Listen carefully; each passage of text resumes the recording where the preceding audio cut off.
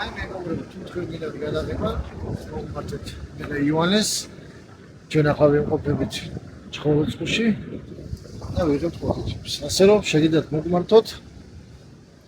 შეღავოთ ამ ფასებში გადაგიღებთ, გაიგეთ კარგ რეკლამას. ასე რომ მამა უთხარი? გამოგვიწეროს უთხარი? მოდი. გამოგვიწეროთ.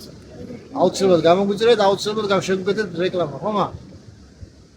იმიტომ ძალიან ბევრს ვისკავთ YouTube-ს.